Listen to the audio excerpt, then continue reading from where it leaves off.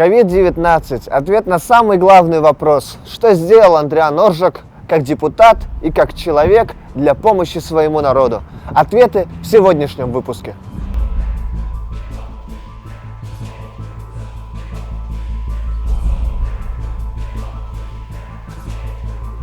«2020 год, тяжелый год и для России, и для Тувы, и для Кызыла. Скажите, вот пандемия коронавируса, кто-нибудь из ваших друзей, знакомых, родных переболел этой напастью?» К сожалению, да. Переболели и друзья, и знакомые, и родственники, и коллектив, с которым я работаю. То есть люди болели, причем болели, в том числе и в тяжелой степени. А были ли летальные случаи? Среди моих близких, знакомых, к счастью, нет, но умерло много людей, которых я знаю, умерло много людей у моих соратников, у моих друзей, родственников. Были летальные случаи, к сожалению, они были. Вот какие действия вы сделали как Андриан Шереголович, депутат? Как руководитель фракции мы внесли на рассмотрение парламента и на имя главы республики объемный документ из 37 пунктов, в котором было два направления помощи, срочной помощи для граждан нашей республики, для предпринимателей, для предприятий. И вот эта программа, в принципе, она частично сегодня работает в нашей республике, а многие пункты нашей программы, публично об этом я заявляю, конечно, исполнительные органы власти приняли к сведению и начали исполнять, как по закону. Но говорить о том, что это были предложения именно нашей фракции, конечно, никто не стал. Да, мы сильно именно стали. Главное, чтобы народ получил. Главное, чтобы люди получили необходимую помощь. И был еще очень важный момент, когда мои оппоненты этот документ приняли в штыки, сказали, что это паникерство, что пандемия она пройдет мимо республики, а как показала жизнь, нужно было слушать людей, моим оппонентам, уважительно. Это же не случайно было выработан такой объемный документ. Мы же изучали опыт других стран, других регионов. И, конечно, при наличии уважения вообще к людям, когда поступает предложение подобного рода, уважающий себя человек, конечно, должен и прислушаться к другим людям. К сожалению, это такой момент был. И в самый пик заболеваемости, когда наша республика вырвалась вперед по темпам роста больных, по вообще бедственному положению, мы повторно уже выработали публичный документ уже российского масштаба. Мы обратились от имени жителей нашей республики, от имени общественности, президенту нашей страны с просьбой обратить внимание на бедственное положение жителей Тувы, на бедственное положение больных людей, и попросили направить в Туву дополнительную помощь от имени федерального центра, что и было сделано в дальнейшем. И я думаю, что и этот наш поступок многие люди критиковали, особенно власть, придержавшие так называемые.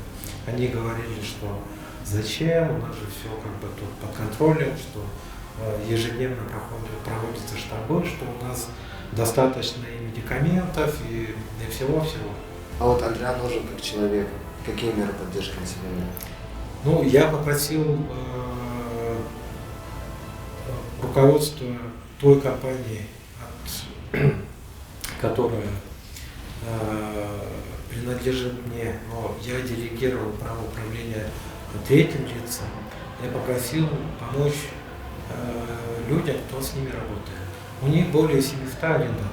Это два торговых центра, самых больших в республике. Много предпринимателей испытывали, конечно, большие затруднения. У всех стала торговля.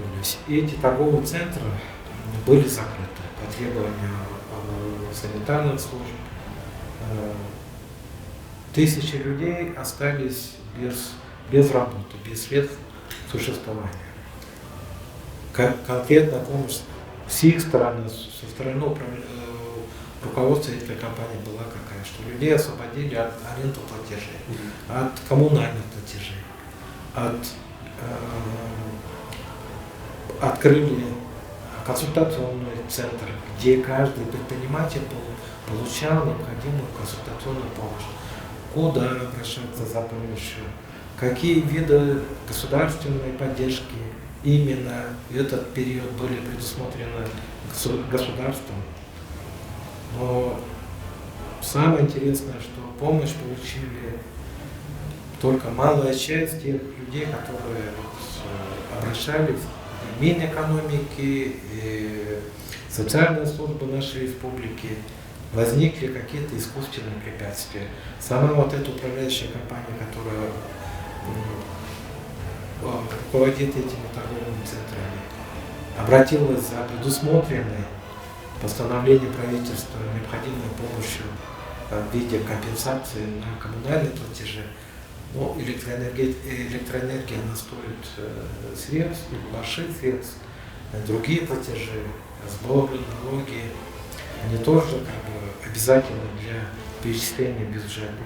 Но именно вот эта управляющая компания получила отказ от имени Минэкономики, и тот вид экономической деятельности, он называется ОКВЭД по статданным. Именно управление вот этими торговыми центрами, как потом выяснилось, был исключен по инициативе Минэкономики Республики из перечня отраслей, которые пострадали от коронавируса. А встает вопрос, ладно, сама управляющая компания не получает и не получит необходимой помощи, поддержки. Хорошо. Куда девать 700 предпринимателей, которые арендуют торговые площади у этой управляющей компании? Почему они не получают необходимой, предусмотренной законом, в том числе и федеральным правительством, помощи?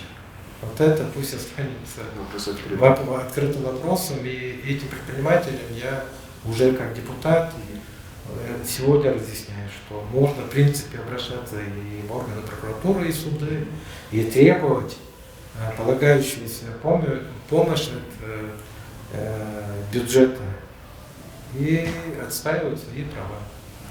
Вот скажите, реальная статистика, официальная статистика, насколько разнятся данные, по вашему мнению? Мы все стали свидетелями вот этого явления, когда истинные цифры по заболеваемости, особенно по смертности, они разительно отличались от официальных данных. Говорить о смертях всегда больно, особенно когда есть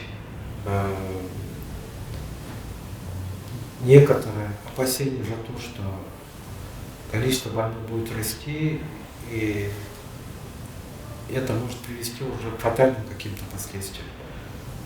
Оппоненты наши, то есть в лице Минздрава, правительства республики в целом, говорили о том, что вы нагнетаете панику среди населения. Я считаю, что и при этом обвиняли и меня лично, и журналистов. Но здесь уже нужно говорить в целом о системе подачи информации, о свободе слова, о свободе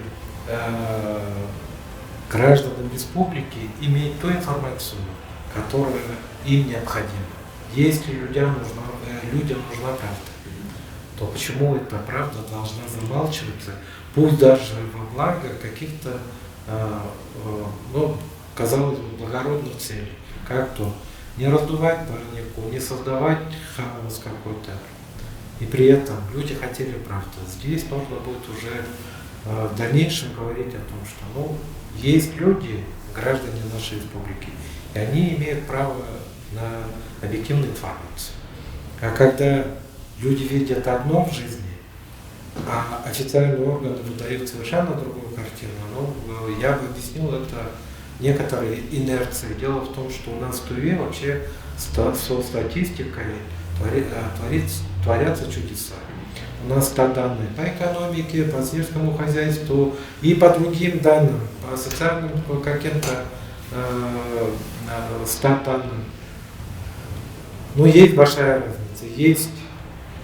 Есть вот такая интересная пословица.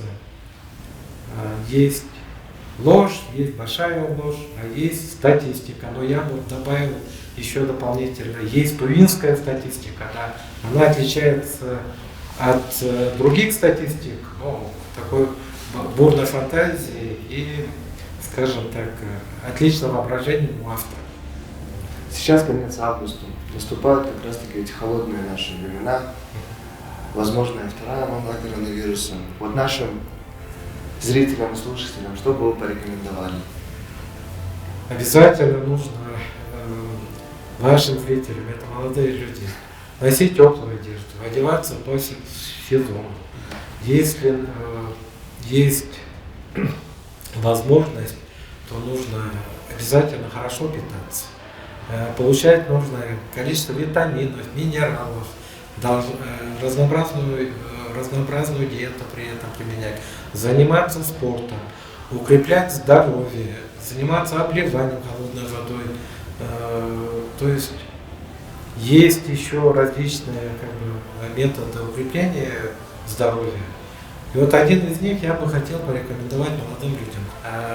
Она входит в традиционную медицину тибетскую. Есть различные лечебные травы, а есть уже приготовленные из всего вот этого, называется пилюли, тувинские тан, в переводе вот это медицинские пилюли, они укрепляют иммунитет. Я бы рекомендовал все-таки обратиться к МЧ. Есть у нас в республике очень уважаемые МЧ, Шерчин МЧ, Анянол МЧ, и контакты вы можете найти в интернете. Я рекомендую особенно людям пожилого возраста принимать тувинские тан. Все-таки не забываем про средства индивидуальной защиты. Это уже и личная гигиена, и соблюдение социальной дистанции. Вся информация доступна каждому человеку. Да, и в случае чего обращайтесь к врачу. Обязательно. То есть нужно себя вести очень осторожно в этот период. Особенно в Туве. Почему один из, скажем так, высоких темпов заболеваемости коронавирусом в Туве — это наши традиционные семейные отношения, когда мы любим собираться большими семьями, по 20 человек, по 100, по 400 у нас человек свадьбы проходит. Вот с этим нужно быть очень осторожным. Все-таки мы искренне верим, что эта напасть наконец-то кончится, все выздоровеют, все будут наслаждаться жизнью.